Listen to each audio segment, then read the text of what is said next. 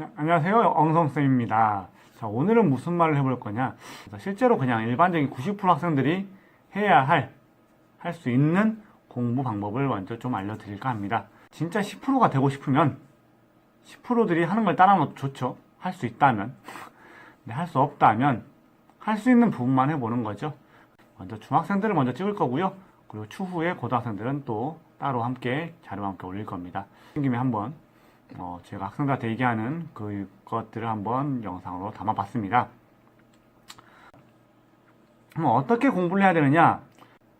공부하는 방법은 쉽죠. 문제집을 풀면 됩니다. 맞아요. 자, 먼저 공부 방법의 순서를 목차로 말씀드릴게요. 가장 먼저 문제집을 선택할 거고요. 어떤 문제집을 선택할 건지, 그리고 나서 문제집을 푸는 방법에서 단어 어떻게 공부할 건지, 그리고 나서 문제집을 해결해가는 문제 푸는 방식, 그리고 문제를 풀었으면 이제 오답 정리하겠죠. 그래서 오답 노트를 만드는 방식, 거기에 플러스 알파까지 해서 이 순서로 문제집 선택, 단어, 문제 푸는 방식, 오답 정리, 플러스 알파의 순서로 이렇게 설명을 드릴 겁니다. 이 부분은 제가 이제 블로그에다가 이제 이미 글을 써놓고 올리는 거라 블로그를 참조하셔도 좋고요. 자, 먼저 그러면 문제집 선택하는 법부터 말씀드릴게요. 문제집은 여러분들 시중에 많은 문제집이 있습니다. 그런데 웬만하면 두꺼운 거 사지 마세요. 본인이 두꺼운 걸 다 풀 거다 라고 하시는 분들은 구매하셔도 되지만, 여러분들 학생들 대부분 보면 두꺼운 걸 푼다고 해서 뭐 특별하게 뭐 실력이 늘거나 그러진 않습니다. 샘플 문제가 많을 뿐이에요. 근데 최대한 얇은 거, 그때 이제 마무리 교재로, 시험 대비 마무리 교재가 나와 있는 뭐 다양한 무슨 기출 문제집들이 있습니다. 이 정도 한 권이면 충분히 합니다. 한 과당 대략 한 20페이지 남짓이 있어서요. 푸는데 삼각까지 하면 60페이지 남짓이라 문제풀이 분량은 충분합니다. 그래서 그거 한 권이 있으면 됩니다. 그거 한 권이면 여러분들 문제 푸시는데 전혀 지장 없고요. 굳이 두꺼운 건 저는 비추천합니다. 저는 학생들한테도 두꺼운 책으로 수업하지는 않습니다. 두꺼운 건 이제 어쩔 수 없이 학생들이 공부하는 패턴 자체가 안 잡혀있는 학생들, 뭐라도 풀 게 필요할 때 부득이하게 구매하긴 하지만 웬만하면 두꺼운 것보다는 얇은 교재로 제가 수업을 진행하고 있기 때문에 여러분께도 그렇게 얇은 교재를 구매하라고 추천을 드리고요. 왜냐? 아까도 말씀드렸지만 여러분들이 다 풀지 않을 거기 때문에 그렇게 되는 거고요. 그러면 그 얇은 교재를 구매하시게 되면 맨 첫 번째 단계가 이제 말씀드릴 단어인데요. 단어를 어떻게 보면 단어가 쭉 책에 정리가 되어 있습니다. 단어가 정리가 되어 있으면 일단 단어를요, 한글과 영어가 되어 있으면 둘 중에 한쪽을 가리세요. 가리신 다음에 그냥 바로 시험을 보세요. 먼저 제발 부탁드립니다. 외우고 시험 보지 마세요. 여러분들도 공부를 하셨기 때문에 이미 알고 있는 단어가 있습니다. 그럼 그 중에 알고 있는 단어를 두 번 외울 필요는 없죠. 이미 알고 있는 단어들을 걸러내기 위해서 먼저 시험을 보는 겁니다. 단어를 쭉 시험을 보시고요. 어떻게? 방금 말씀드린 대로 영어와 한글이 써 있으면 그 교재 상태에서 그냥 노트로 한쪽을 가리세요. 한쪽을 가리시고 영어를 가렸다? 그럼 영어 스펠링 시험을 보게 되겠죠. 한글을 가렸다? 한글 글자 시험을 보게 되겠죠. 먼저 시험을 보세요. 본인이 모르는 단어를 찾습니다. 그런 다음에 그것들을 뭐 쓰면서 외우시면 되겠죠. 정석적인 방법대로. 그렇게 해서 외우시고 이제 반복해서. 근데 어떻게 오느냐? 1, 2, 3과가 있으면 1과를 먼저 시험을 봤다. 그럼 바로 그냥 2과로 넘어가세요. 2과를 봤다? 채점 매고 3과로 넘어가세요. 그래서 시험 보고 채점 매고 2과 시험 보고 채점 매고 3과 시험 보고 채점 매고. 그렇게 하게 되면 내가 적어도 외워야 될 개수가 나오게 됩니다. 근데 많아봤자 시험 범위 안에 세과 안에 있는 단어들은 많아야 200개가 되지 않습니다. 그러면 여러분들 시험 기간 동안에 외워야 될 단어가 200개 남짓이라는 얘기예요. 두 달 동안. 그러면 60일인데 우리가 쉬는 날 빼고 50일로 줄여볼까요? 50일 동안 200개 단어니까 그렇죠. 5, 4 하루에 4개 꼴이는 겁니다. 하루에 4개 꼴이요. 이걸 공부를 못하겠다는 말은 공부를 안 하겠다는 말이죠. 그래서 하루에 4개 꼴인데 이걸 어떻게 보편적인 학생들이 하루에 단어를 30분 동안 외우라고 시키면 못 외워도 30개에서 40개는 외웁니다. 근데 쌤 정말 저는 외우는 속도가 느린데요. 그래도 20개예요. 20개씩이면 열흘이면 다 외웁니다. 이게 열흘 동안 3번이 반복이 된다면요. 충분히 다 들어가겠죠. 그래서 근데 여기서 잘 봐주세요. 1과, 2과, 3과를 따로 하는 게 아닙니다. 한 번 하는 겁니다. 1과 하고 2과 하고 3과 하고. 그래서 첫째 날은 단어만 보는 겁니다. 자, 이게 이제 단어 공부에서 어디로 넘어가느냐? 문제풀이 방법으로 넘어갑니다.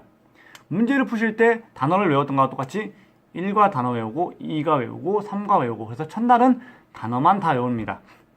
그러면 문제를 펴보면 그 다음에는 이제 문법이나 회화들이 이제 설명이 되어 있습니다. 같은 레파토리로 이어집니다.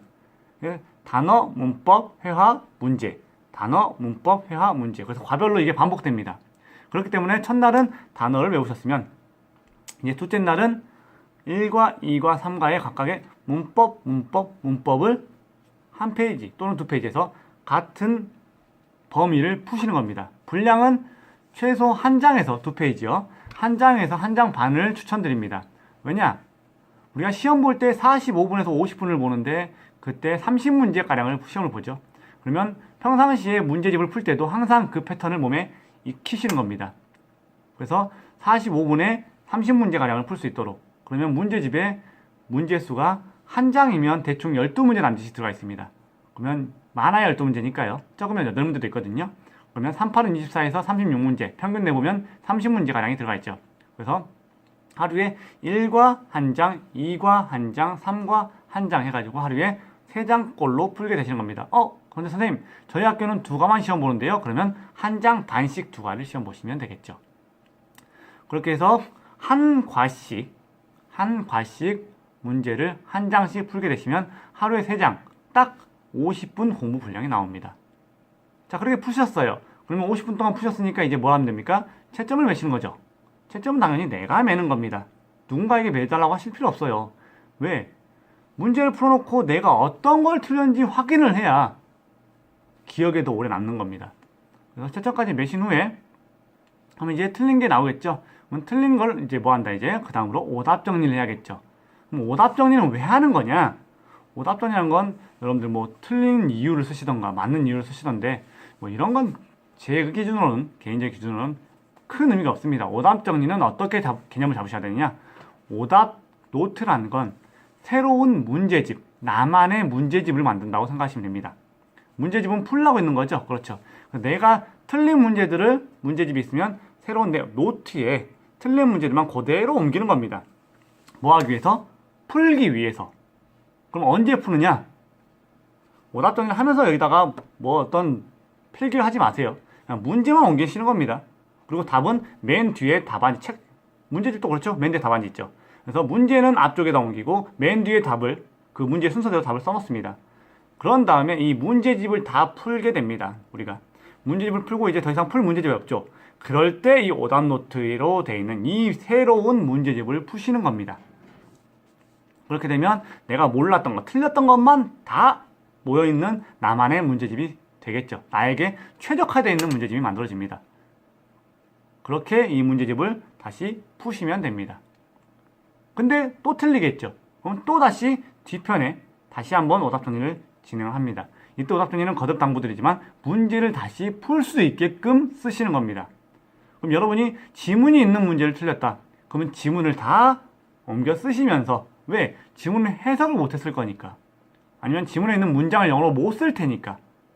그래서 두 가지 의미로 손으로 직접 그 문장을 써보면서 머리로는 해석을 병행하면서 문제를 옮겨 놓으시고 또 이 문제가 이제 다 넘어가죠? 그러면 이제 또 두 번째로 만든 오답 노트를 다시 한번 푸십니다. 자, 이렇게 반복해서 오답 노트를 만드시면 되고요. 이렇게 하시면 시간이 한 4주가 지나갑니다. 4주가 지나가면 이제 시험 보겠죠? 시험 볼 때 이제 마지막으로 뭐냐? 오답 노트까지 만들었으니까 이제 오답 노트를 활용해야 되죠. 그래서 언제냐? 시험 10분 전에, 시험 10분 전에 쉬는 시간이 있죠. 이때 우리가 뭘 볼 것이냐? 끝으로 내가 마지막으로 만들었던 오답 노트를 보는 겁니다. 오답 노트를. 그럼 이 오답 노트에는 내가 틀렸던 것들만 쭉 정리되어 있겠죠. 그리고 마지막으로 틀렸던 것들 중에 내가 잘 못 썼던 서술형들, 내가 썼는데 똑같이 쓸 수 없었던 서술형들, 이런 것들만 끝으로 정리를 하시는 겁니다. 그리고 그 10분 동안에 마지막 단기 기억력을 이용해서 내가 정말 외워야 될 필수 표현들만 암기하시는 겁니다. 그렇게 오답 노트를 마무리로 이용하시는 겁니다. 그리고 이제 여기에 마지막 플러스 알파 시험 시간이 됩니다. 시험이 종이 치면요, 내가 10분 동안 외웠던 것들을, 그 중에서 정말 어려웠던 문장들 있죠? 쓰기 어려웠던 영어 문장들을 종이 침과 동시에 시험지를 받으면 시험지에다 바로 쓰세요. 그냥 문제에 나오든가 말든가 신경 쓰지 마세요. 무조건 써놓고 이게 혹시 시험에 나오게 되면, 그렇죠, 보너스죠. 내가 혹시 오류로 틀릴 수 있는 문제를 안정적으로 맞을 수 있으니까. 안 나오면 뭐 어떠나요? 비슷한 문제 나올 텐데. 그렇죠? 이렇게 시간을 활용하시면 시험 시간이 시작된과 동시에 내가 움직이는 건 부정행위가 아닙니다. 나의 시험 과정입니다. 그렇기 때문에 시험 시간을 최대한 활용할 수 있겠죠. 이렇게 공부하시면 여러분들이 4주 그리고 2달을 알차게 이용하실 수 있습니다. 그럼 굳이 본문이란 건 교과서를 학교 선생님들이 외우라고 시키시는데 굳이 외우지 않아도 자연스럽게 어느 정도는 필수 문장들이 외워집니다. 그리고 독해 내용들도 기억이 나고요. 문제 풀 때, 학교 시험 볼 때 그 지문들은 충분히 해석이 가능한 수준까지 올라오게 됩니다. 왜냐고요? 적어도 문제집 그 한 권 푸는 동안에 여러분들이 똑같은 지문을 5번 이상은 보게 됩니다. 지긋지긋해서 그 정도를 여러분들이 적극적으로 생각을 하시면서 읽게 되면 충분히 기억에 나게 되어 있습니다. 그래서 교재는 어떤 교재로? 그렇죠. 얇은 교재예요. 얇은 교재. 많이 쓰는 교재나 조금 쓰요. 다 똑같습니다. 어차피 내용은. 다 비슷하게 생겼고요. 그래서 얇은 교재로 선택하시고요. 그리고 문제집을 푸실 때 단어부터 시작해서 어떻게? 처음부터까지 쭉 가시는 게 아니에요. 문제집을. 어떻게?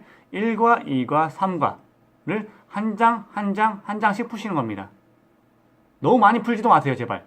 너무 많이 풀면 풀 문제집이 없습니다. 내 머릿속에 상기시킬 자료가 없는 거죠. 그럼 자료를 구하기 위해서 또 불가피하게 새로운 책을 사셔야 됩니다. 비용 낭비고요. 그래서 한과 한과 한과를 한 장 한 장 한 장으로 푸시는 거예요. 2과라면요? 그치, 한 장 반, 한 장 반 해서 총 3장 분량으로 푸시면 됩니다.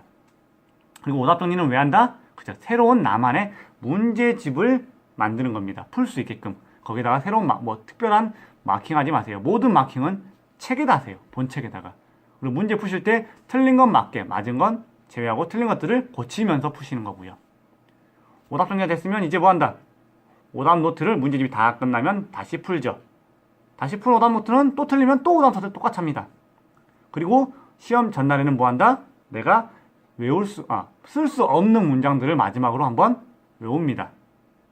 그리고 시험을 보실 때 10분 전에 오답 노트를 활용해서 마지막으로 내가 외워야 할 것들 단기 기억력을 활용하시고 기억해야 될 것들을 시험지가 받음과 동시에 시험지를 받음과 동시에 쓰시면 됩니다. 그리고 시험을 보세요. 그러면 별 이변이 없는 한 여러분들이 영어를 못한다는 소리를 들을 정도로 점수가 낮지는 않을 겁니다. 이건 1학년, 2학년, 3학년 다 공통입니다. 다음에는 고등학교 공부에 관련해서 말씀드릴게요.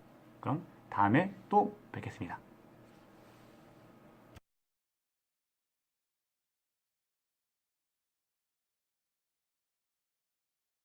왜냐?